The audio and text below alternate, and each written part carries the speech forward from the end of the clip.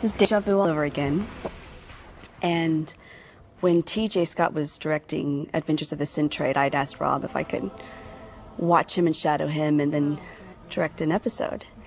And this is the one I got. Oh, God. I remember reading it thinking, now we determine who's the okay, about reincarnation.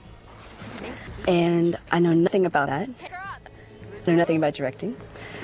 But I had a hiatus right before this episode, so I luckily had way too much time to sort of analyze these new characters and try to create some conflict and, you know, all that blah blah stuff that I to do because I have way too much time. Anytime you're ready, Xena. So this one was about reincarnation. What we wanted to do is, first of all, we had this first modern day episode, so we wanted to try to have a different look of the show, knowing it was a comedy. But I particularly wanted to try to create a comedy that wasn't like a Sin in Hell and wasn't as farcical. So we wanted to get something that's very claustrophobic looking, which we have here. Sort of the darker tones, very blue, which we had never done before. We were so excited about using practical lighting. There's a lamp! We meaning John Cavill and I, who was the DOP on this one. This is my first day. And I had the idea of actually letting the actors rehearse and see what they did. And then I put the camera around them. I never did that again. It took way too much time. And the funny, on our TV show, I learned then you've got to choreograph before, set the cameras up, and then let the acting be more organic, but the choreography had to be there. At least on Xena, that's the case. And since this is hilarious. We had this cut out of Xena in our meeting room where we did the read-throughs. I really wanted to incorporate it in the show. I thought that was so funny. And here again, this is the first time that we broke the fourth wall of the show and sort of acknowledged the fact that we read everything on the internet. We hear all the comments. So these are some of the comments that are sort of winks to everybody who's been watching the show to let them know that we hear you, you know. Just see.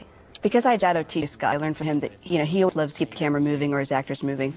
And I tried to incorporate that as much as possible in this episode. That was sort of what I was experimenting with. And it was different for a comedy because typically you have sort of your standard wide shot, close-ups, two shots, and there's not a whole lot of movement in the camera. I wanted to combine the two of those, a comedy, yet something that we typically do style-wise for our epic shows. That was what I was trying to do. Ted and Lucy were so accommodating. They had way too much fun, actually. They were laughing the whole time on the set to each other. I'm like, wait a minute, I should be sitting with you guys hearing the jokes. I think Lucy did enjoy playing this because she had a chance finally to sort of lighten up on the show, you know, not play the brooding Xena. And this gave her an opportunity to play her a new character, but yet with similarities to the Joxer character. And Lucy's a goof, you know. It was nice just to see some levity around her on the show. Here again, we tried to create like a claustrophobic quality, and there was a concern about that, thinking that this isn't a typical Xena episode. There's not much smog. I live in LA now. There's not much fog, so there's no atmosphere, which definitely made it a different look of show. And so we tried to balance it by having the clip being outside. So it started to feel too different. This is Edith playing Joan of Arc, one of my friends who was our PA for a long time and was the casting coordinator. It was fun for us doing this because everything was modern day for the first time. So, you know, we could use the lava lamps and we could use the lamps, the lighting lamps. Everything was about... John Cavill specifically wanted practical lighting for this. Meaning the sunlight coming through the windows or the lamps, just to give it a different feel. I didn't have anything to do with the set design at all. It was all Rob Gillies. I love the colors, though. I mean, I did see a sketch of what he had intended. It was just perfect. So we had a meeting, and that was pretty much it. He was going for it, and it was colorful, which I wanted. This was supposed to be sort of my waiting room of Beetlejuice, you know. If I could have my way, I would have gone a little more twisted and dark, because I love Tim Burton. But since this is a Xena episode, this is what I tried to do. And so I wanted to have this effect of everybody on the couch here in this awkward situation. And I get it later with Ted's character. But, I would have, if I had more time, I would have done more things with the characters in the room. But that's not the case all the time. What I like about this is that Ted's character is so cynical of the whole atmosphere of reincarnation. So it's good that we establish who he is, what he believes in already. And that will change. Sorry I kept you waiting. So I had to act as well, which was going to it. I was naive, not knowing what to expect, and I also thought, well, how hard can it be, really? And it was incredibly challenging for me. I know Bruce Campbell and Michael Hurst had done it before, so I thought I could pull it off. But Excuse me. Do you mind if I come in with you? I found that in the priorities of getting the episode completed, my acting performances were the last thing on the list. So I maybe gave myself one take and then moved on. And I found later I had to change some things in the replacing some sound work later. This was my favorite room. Again, this is definitely Rob's influence, Rob Gillies. He wanted to have like a lounge suite, and I tried to go more towards modern day. I think he wanted to combine the Xena feel, but yet I wanted to make it even more realistic in the modern day. So that's when he started adding the lava lamps, and they created those little lamps there with the shapes. So I could use that in my apartment. It's great. What I liked about working in this room is that I had the ability to use the whole space of the room, and I could use the dolly here and go across the room and get my wide shots and also use it for the close-ups. And that's where I definitely got TJ. This is the look of a lot of shows, if you notice that the camera's far away from the actors and you sort of feel like you're out of the circle of what's happening, the circle of activity of the guys. So I want to use that in comedies, which we don't normally do. It's playing. This was my other little thing to TJ. TJ loves to Dutch the camera and everything he does, which you'll see in Syntrade a lot. And we had like a rule typically when on a clip show we would just come in slowly to the actor, and that was what we did.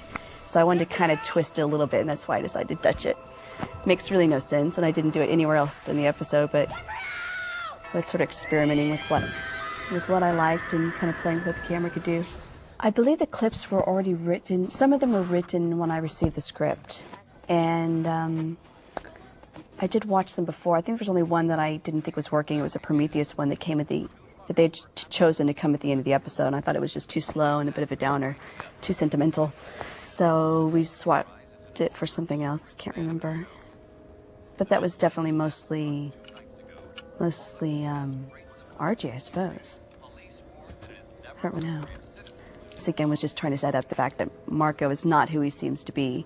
And to me, that's again what was fascinating about this episode, is that everybody has this sort of pretense of a certain way of life. Like Ted's character is the doctor, is very straight, so we think. And then later, we find out who he really is. I ran out of time. I think I had 4 days or something. I had 4 days to do this episode. And I was so over it that I went into my 5th day, and I got an extra half a day, unfortunately. Fortunate for me and fortunate for the director that came after me. And the reason being is that we typically would shoot 6 pages, 6, 7, maybe 8 a day, which is a lot. And then as directors became faster and sort of got the show, then they would give them more, like 8 or 9 pages. But this was my first time, and I had easily 8 pages a day, and my first was about 7. And then, because I was behind, it kept getting pushed to the next day. So I remember one day we did the most setups we'd ever done on a Xena episode. And I had just given the crew a speech as my last day, going, you guys, I'm just really behind here, so we're going to have to move really fast. And that's when I stopped watching myself on the monitor as an actor. When I tried to direct myself, I would typically go back and rewind it and look to make sure it's what I wanted, and then go back on set. And it just started to, by the end, it was too time consuming. I really had to trust my director of photography and the Cameron, to know that I got the picture when I was on camera. And I could sort of tell if it was working enough. I had a lot going on during this, the directing, being new as a director, and then trying to act, And there was a lot of calmness in the crew, which was great because I was trying to go back and forth. Robert was probably the most sacrificial person on the set because he was called every day and had to wait all day, and then all of his material was completely rushed. And that can be really difficult for actors sometimes. You know, they are expecting something else. He was patient, but, you know, it definitely started to wear on him. That's the Joxer sweater I was talking about. There's this nihilist sort of, if you look, it's very similar to the texture that Joxer wear in his costume for the rest of the episodes of the show. So she started to kind of subtly go from Xena, who, I'm gonna prove to you it isn't true. to the Joxer character. This was outside of a winery in New Zealand. The only outside establishing shot I had to get for the whole episode. I think we did on a Saturday. Look, if it's about the money, you can take This it. was I'm kind of through funny. with this scam. Robert was not very happy there over Lucy going, that hurt. I knew I couldn't be judged. And then it was funny for me running back and forth, being tied up to the chair. I basically, I ran back and forth. It was a great gadget from our prop department. Again, they were so excited because they got to do something different. It wasn't a treasure chest or, you know, a scabbard. They got to do something that was modern day. That's what I loved about directing, just being able to go to the different departments and see all these creative people, so joyful and happy in the work environment and having the ability to do something they love and get paid for it, you know? Just a great, great place. It's funny seeing Ted play something completely different from the Joxer character. You know, he's starting to let the Xena come out in him by being in charge of the threesome here. Don't worry, Harry. It won't be long. But again, I didn't want to... I mean, it's pretty obvious that Ted's Xena, but I was still trying to keep it a little ambiguous so that you weren't really sure if Lucy, who we all know is Xena, playing the Maddie character. Not Maddie. But, you know, I wanted to keep it ambiguous. I got to play with ideas that I had. Like I like raking two shots from the side, and it's, you know, some things that I just love the look of, and you know, kept those. And it's pretty nice. You know, it's just a slow-paced episode because you don't have the fight scenes. We're not outside. You don't have the horses. So a lot of the elements of Xena that people loved were not in this episode, and that was definitely a concern, but then it is what it is. So I just think that typically the cuts are faster on a normal episode. Like every 3 or 4 seconds, they're going to cut away, cut to something else. I'm sorry. And can let you chew on those wires. this sort of took on a life of its own. It had a different feel. That who she was. I had so much fun though. Oh my God. There's a lot of, I got a lot of grief over the fact that Ted's character punched Lucy in the face. Like the whole idea of, you know, women in violent situations, and there was all this debate over it. But really, there were 2 things about it. One is that he's Lucy. I mean, Ted is playing Xena, and Xena punches and tortures Joxer all the time. So I didn't have a problem with it, and Gabriella's as well. You know, in a sense of that it's humorous. So I didn't have a problem with that. I didn't even think there was going to be a problem with the our fans. And What could you possibly... the other thing about, you know, like violence in this situation is that it, you know, you try to keep it humorous. You try to have the sense that you know that the character's okay, and if the character's okay, or even makes like a kind of comment at the end that, you know, like, oh, ouch, or something, then it doesn't seem as bad, you know? It's that whole Looney Tunes thing with the Roadrunner, you know? Like you torture them, but you love it because they're always okay. I was happy with the episode. I mean, it's definitely a sense of accomplishment of trying something that scared me, and having a really nurturing group of people around me to support me. They were amazing, actually, just incredible. The last day, they gave me flowers, and I was very moved. It was so nice. It's like their little sister, you know?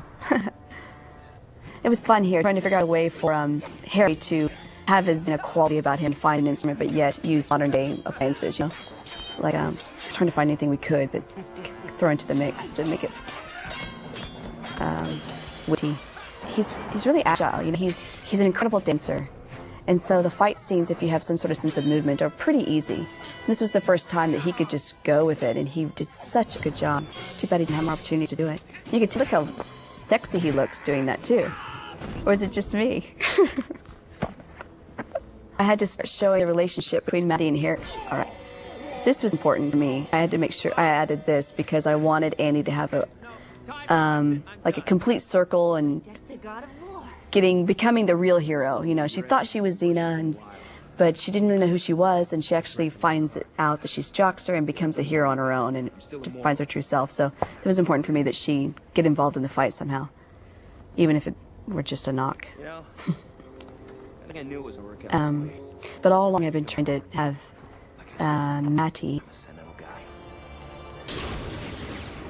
basically my character and Ted's character, show some connection here and there. So anytime I could, I tried to show that they were starting to get fond of each other, to make it like Xena and Gabrielle. And I really, at the beginning of the whole episode, I wanted to show that, you know, that Lucy's character and Ted's characters weren't meant to be together, that there was something brotherly, sisterly about them, but there was no real connection. So I wanted to sort of transform that, show that, you know, they found each other, and Annie found herself. This is so Ted. This is just Ted being the charming, apologizing. This started to sort of change the pacing. Again, it just wasn't your typical comedy. It was unique, I guess, in that it wasn't a comedy, but it wasn't a drama. It was just different. Maybe that's why I would say it's not my favorite. But I definitely enjoyed the experience of working on it. You know, Let's see it out together. because Even in death, Gabrielle. it's a challenge. With the editing, I would tend to stay in the mediums and the close-ups. And it was very Again, this was not what you would normally do in our comedies, because typically it'd be like a wide 3-shot or something, but and more physical humor. But I just didn't think it was working wide, you know, because it was more about the character development and how they changed. I've been aware for some time that you've been going into my underwear drawer. So that's why. It's nice to know it was in a good cause. I think that was another little leap of faith that I was kind of worried about. You know, the fact that he always went out as a Xena vigilante and dressed up and never remembered it. You know, all the little quirky things that I was hoping people wouldn't ask about. Strangely attached to you. I always just feel so comfortable on Ted and Lucy, but you know, so nice working with Ted. You don't have to do anything, manufacture anything, you know, so nice. Not that you would manufacture as an actor, but sometimes, you know, you have chemistry with people. It is no beginning. And I have chemistry with Ted, I have chemistry with Lucy, for sure. The loving friend. Decided to have us kiss.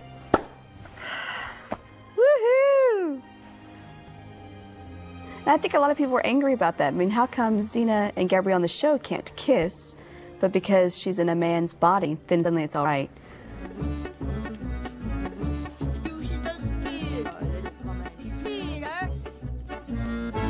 You know, I could be Xena in my next life.